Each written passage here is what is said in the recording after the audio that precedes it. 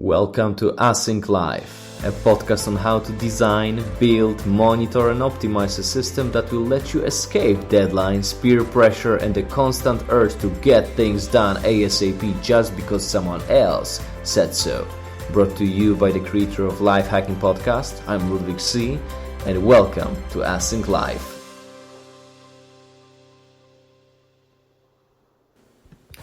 Alright, so this was a super quick intro that I just did like 15 minutes ago. I'm sure that it will change over time, but since how you'll learn in just a moment, I'm an activator when it comes to Strengths Finder test.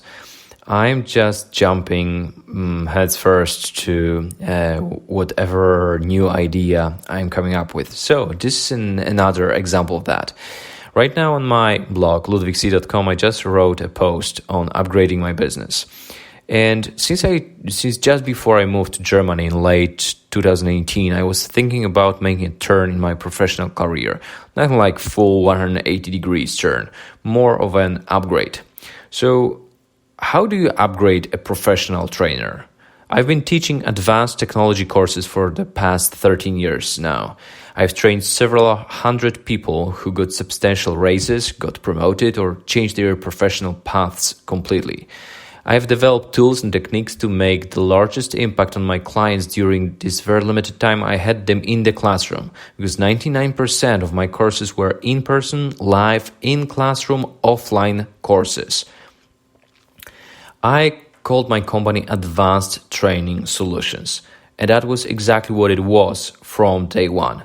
I've entered the training industry with hands-on experience in both technology itself, but also with the stage performance experience, which helped me more than I could imagine. And it was great. I was traveling the country and then the world, started with taking trains, then moved to flying around, started with economy and then moved to the business class, started with renting cars and moved on to having drivers waiting for me at the airport. I'm like, this was a career. And if you ever seen the Up in the Air movie, that was exactly how my career looked like. Fancy suits, good hotels, high quality of life. But then a miracle happened.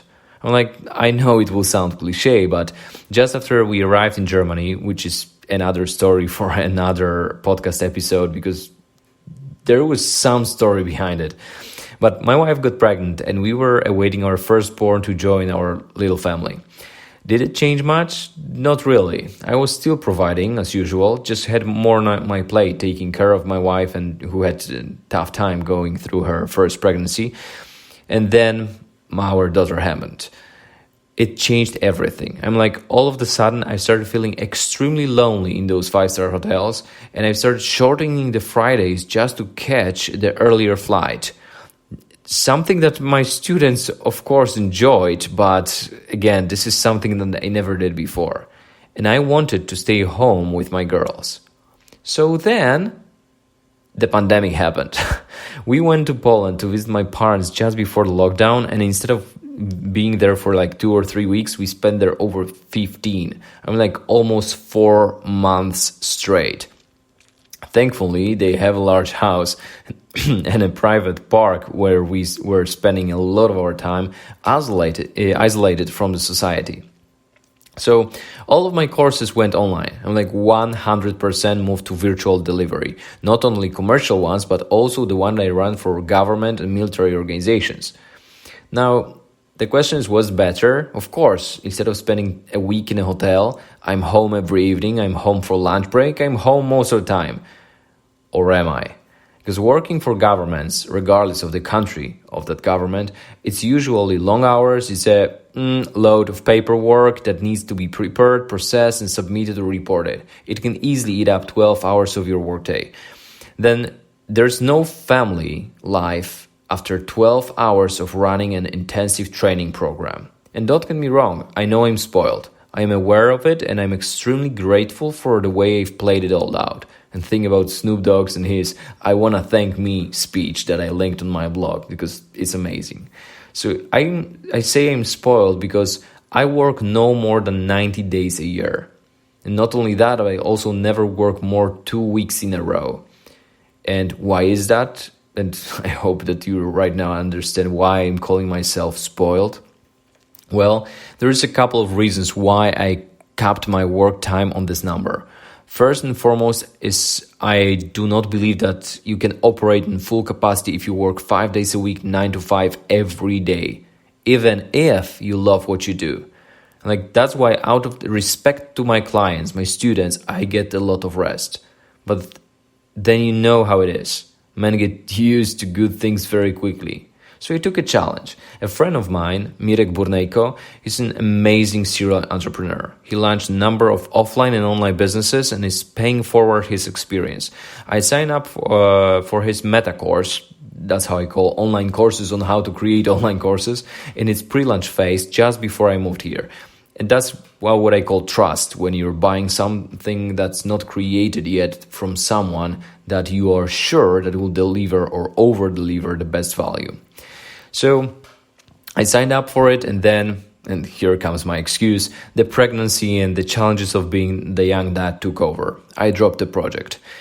But now I did a simple math. I train about 18 to 20 courses per year. Each of those courses is either 3 or 5 days long. Each class is from 4 to 8 people, or 12 if you count military organizations. That means that I can impact 150 people a year by transferring my knowledge and experience. That is not a lot. When you think about 50,000 people who follow me on Twitter alone, and it is really not a lot. So, official announcement, it's September the 1st, 2020, and I'll spend the next 30 days preparing a course on introduction to databases. I guess I will start the Microsoft SQL Server, since this is something I really enjoy teaching. And if you want to follow my journey, this is why this podcast was created. You can subscribe to the feed on my blog, ludwigc.com, or subscribe to this podcast since you're already here.